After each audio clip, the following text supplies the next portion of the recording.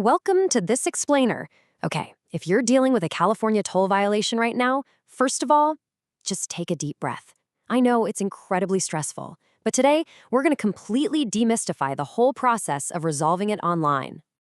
Picture this. You just walked out to the mailbox, you're leafing through your letters, and bam, there it is, an unexpected toll evasion notice. Or maybe even worse, you try to renew your car registration online and you hit a massive brick wall because of a DMV hold. Seriously, if you're feeling a wild mix of confusion, frustration, and just straight-up panic right now, you're in the right place. We're going to walk through exactly how to clear this up step by step.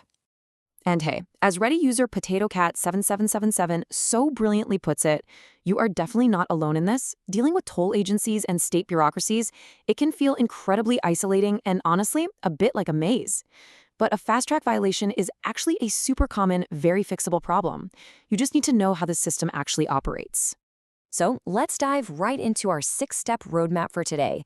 We're going to cover understanding your toll violation, preparing to pay online, the step-by-step payment process, troubleshooting common issues, avoiding future toll violations, and finally, some key takeaways and a quick disclaimer. All right, kicking things off with Section 1, understanding your toll violation and the real stakes of ignoring your notice. You know, it's actually kind of crazy how quickly these penalties stack up across different regional agencies. Usually, you get a 21-day window from the date of your trip to just pay a standard mailed invoice. But if you miss that, boom, you get hit with a first notice penalty. Miss that one, and the second notice literally doubles or triples the financial pain.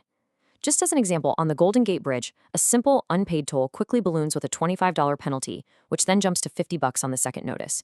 And down in Southern California on the toll roads, that first notice hits you with a massive $57.50 penalty per transaction.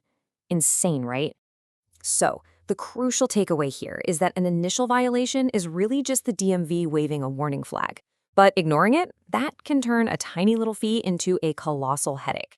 Under California Vehicle Code Section 4267, unpaid tolls actually authorize these agencies to place a hold on your vehicle registration.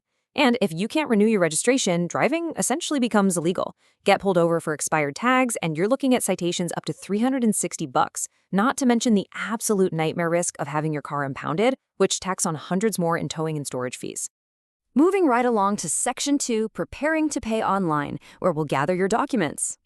You might actually want to take a quick screenshot of this prep checklist, because having these specific items ready to go is going to totally streamline your navigation through any of the regional portals. The absolutely essential items are your violation or invoice number and your vehicle's exact license plate number. You'll find that violation number printed right there on the mailed notice you got. Also, please don't guess your license plate. Have it written down exactly as it appears on your official registration. And finally, just have your credit card, debit card, or checking account info handy. Okay, Section 3, the step-by-step payment process and actually navigating those portals. Now, hold on a second. Before you just go and click pay, you absolutely have to understand this massive difference between paying as a guest and paying as an account holder. If this is your very first violation, a lot of agencies, including Bay Area FasTrak, offer a first-time penalty waiver as a courtesy. But here's the catch. If you just log on and pay as a guest, you are basically accepting and paying that full penalty amount. However, if you take just an extra minute to open a new FasTrak account or update an existing one, you can often trigger that penalty waiver, meaning you only end up paying the original base toll. Pretty sweet, right? So, just follow these 3 universal steps. First, head over to the specific URL printed on your notice. That could be bayareafasttrack.org, thetollroads.com, or metroexpresslanes.net, for example. Second, plug your violation number and license plate into their search tool. And third, this is the big one, look for the option to open an account. During the setup, you can actually backdate your account's active date.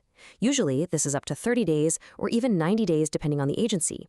It basically tells the system, hey, I totally had an account during that trip. The system then automatically wipes out those outstanding penalties and simply deducts the base toll from your newly funded balance. It's literally a brilliant, entirely legal loophole built right into the system. All right, on to Section 4. Troubleshooting common FasTrak issues and solving portal problems. Now, what if you already have a FasTrak account, but you still got a violation? Trust me, this is incredibly common. You might be staring at that piece of mail thinking, wait, I have a transponder. Well, if you got a violation anyway, it usually boils down to one of 3 things. Your account balance dropped below 0 because an old credit card expired, your transponder battery straight up died and didn't beep, or you just forgot to register your new license plate when you bought a car. The easiest fix here?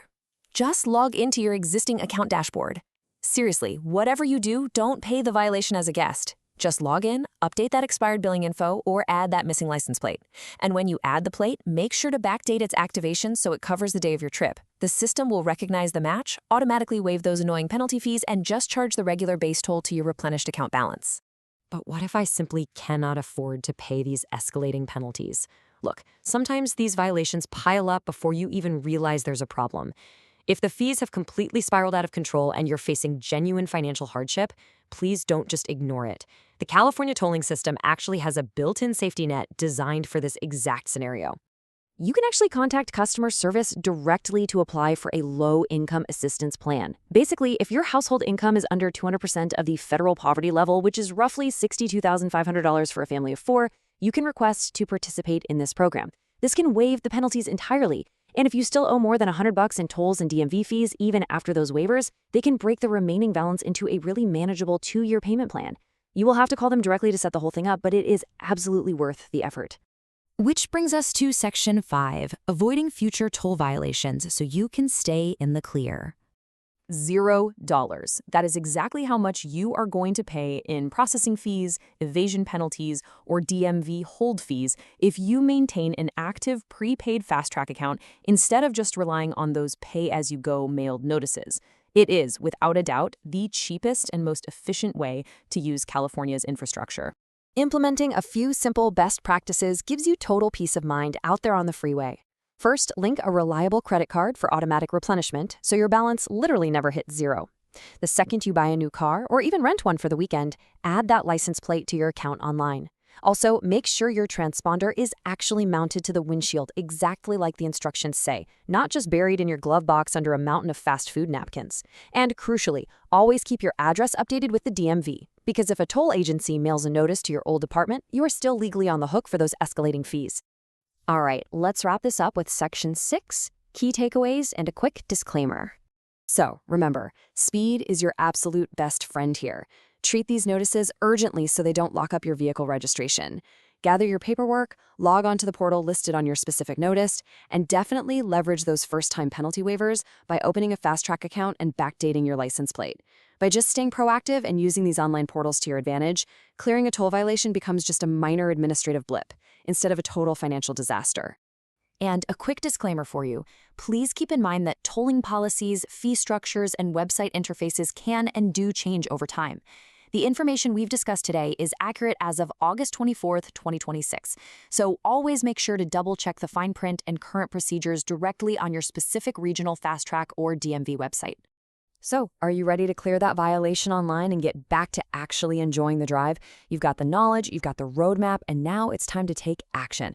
Log onto your regional portal today, clear your record, and honestly ask yourself, isn't it finally time to actually mount that transponder to your windshield?